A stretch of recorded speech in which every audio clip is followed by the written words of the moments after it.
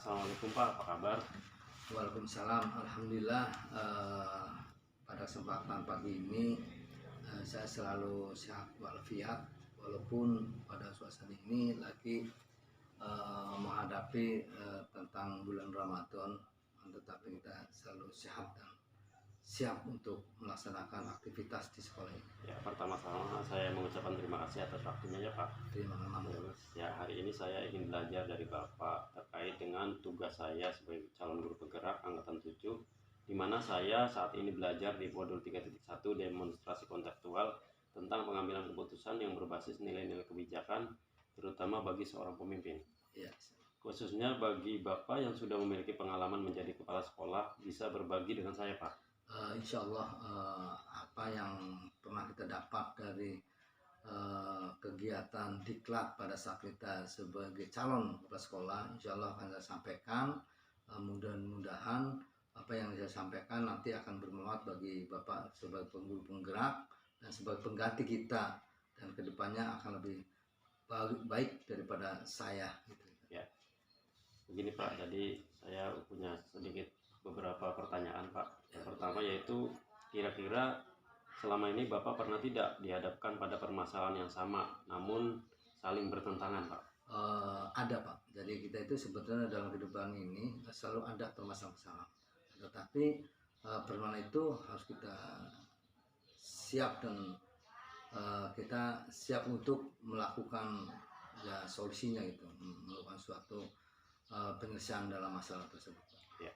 Selanjutnya Pak, selama ini kita mengenal ya Pak prinsip-prinsip dalam mengambil keputusan seperti berpikir berbasis hasil akhir, berpikir berbasis peraturan, dan berpikir berbasis rasa peduli Pak. Selama ini Bapak menjalankan pengambilan keputusan di sekolah, terutama untuk kasus-kasus di mana ada dua kepentingan yang sama-sama benar dan sama-sama mengandung nilai kebijakan. Prinsip mana yang Bapak gunakan dalam mengambil keputusan tersebut? Ya, yang biasa saya menyampaikan untuk melakukan keputusan itu kita ambil dari bagaimana permasalahannya, dan kita tidak lepas dari kebijakan-kebijakan yang kiranya kebijakan tersebut itu bisa diterima oleh yang bersangkutan yang mempunyai permasalahan. Dan kita juga bersifat fleksibel, artinya tidak pribadi lah gitu. Jadi istilahnya saya itu tidak untuk melaksanakan keputusan ini, kita itu tidak bersifat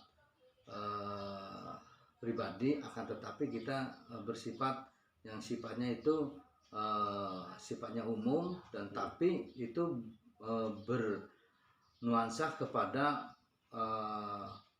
permasalahan tersebut.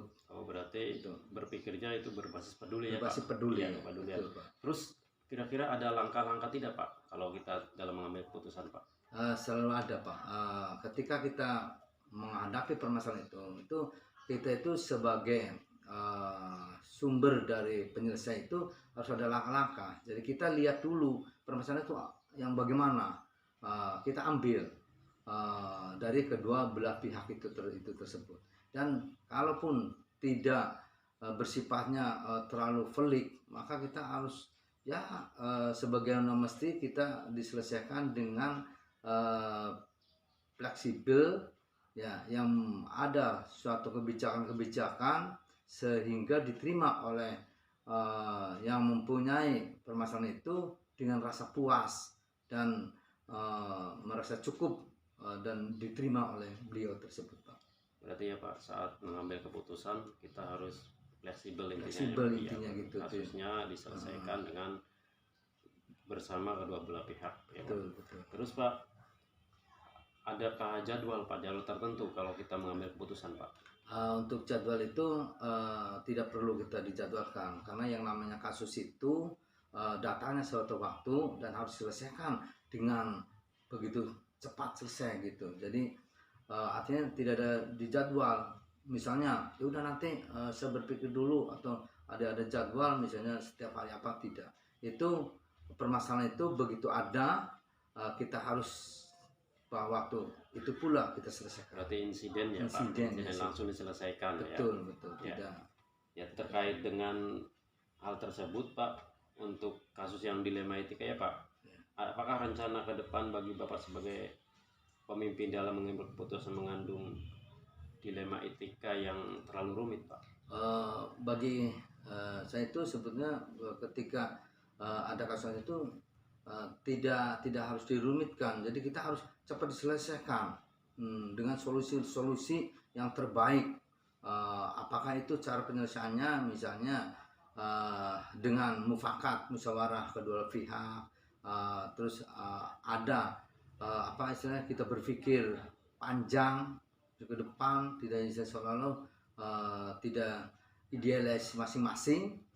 Nah, makanya dengan adanya cara-cara itu mudah-mudahan kita tidak akan sebagai pemutus permasalahan, tidak itu apa tidak yang tadi saya katakan itu Arogan ya Pak? Ya, tidak boleh arogan, dan juga tidak boleh idealisme itu, sehingga dengan adanya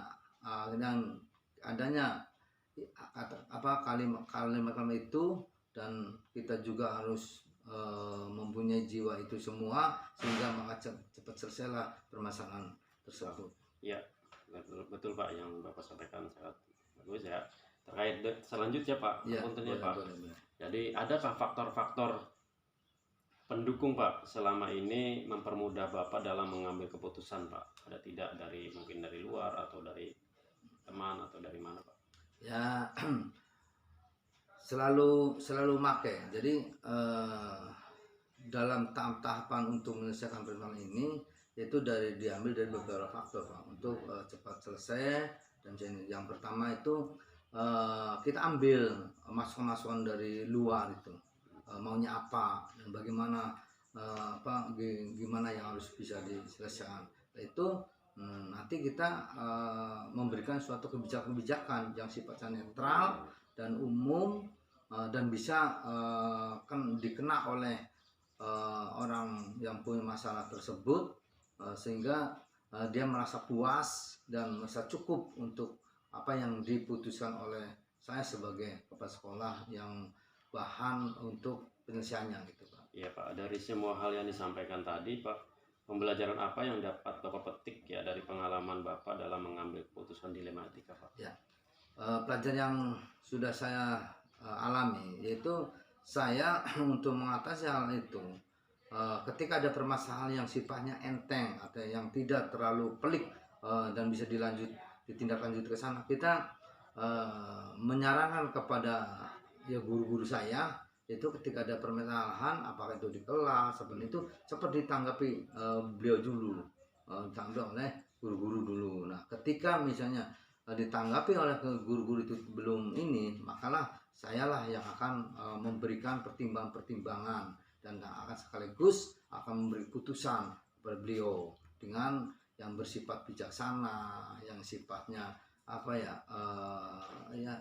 tidak terlalu idealisme, dan juga tidak arogan. Itulah biasanya faktor-faktor penyelesaian yang mudah diterima oleh kedua belah pihak yang mempunyai permasalahan itu. Oke, terima kasih Pak atas waktunya Pak. Oke. Jadi pembelajaran dari Bapak sangat bermanfaat bagi saya. Semoga ya Bapak selalu dalam lindungan Allah Subhanahu wa taala. Amin. Dan ilmu yang tadi Bapak sampaikan kepada saya bermanfaat Pak. Ya. Terima kasih Pak. Terima kasih banyak. Mudah-mudahan apa yang sudah saya sampaikan, dan Pak Sunarto yang sekarang sedang melakukan guru penggerak dan akan bisa nyimak dan pengalaman-pengalaman dari kami, dan bahkan harus lebih hebat daripada saya, karena saya cumanya terbatas ya, hasil di kelas saja barangnya Pak Ato lebih luas dari pengambilan pemateri, maka akan lebih hebat lagi daripada saya. Oh, terima kasih Pak. Sama-sama Pak. Assalamualaikum warahmatullahi wabarakatuh. Waalaikumsalam warahmatullahi wabarakatuh.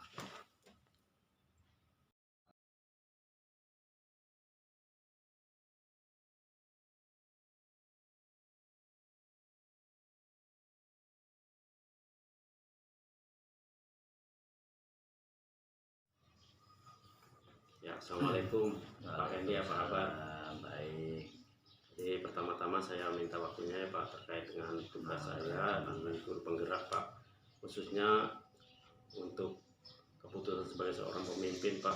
Jadi Bapak selama ini memimpin lembaga di sekolah Pak, saya ingin berbagi pengalaman apa, ingin menggali pengalaman dari Randy ya. Pertama-tama yaitu yang pertama, kira-kira selama ini pernah tidak Bapak dihadapkan dengan permasalahan yang sama-sama namun saling bertentangan Pak? Ya pernah. Ya. Ya itu sebetulnya ada sistemnya untuk diuraikan terlalu panjang, jadi yang jelas pernah. Pernah ya Pak. Ya. Selama ini Bapak mengidentifikasi kasus-kasus mana yang termasuk dalam etika dan bujukan moral Pak? Ya kan kasus tentang tata tertib atau aturan-aturan di sekolah lah. Jadi aturan-aturan di sekolah, salah satu contoh saya memberikan peraturan bahwa guru atau ya rekan-rekan itu berdasarkan aturan dari pemerintah itu masuk jam 7, pulangnya itu sampai jam 2 minimal itu ya. Saya terapkan, tapi terkadang ada saja yang tidak sesuai dengan aturan.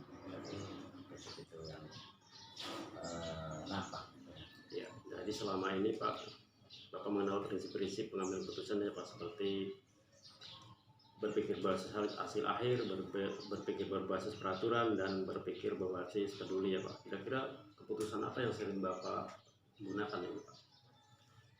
ya.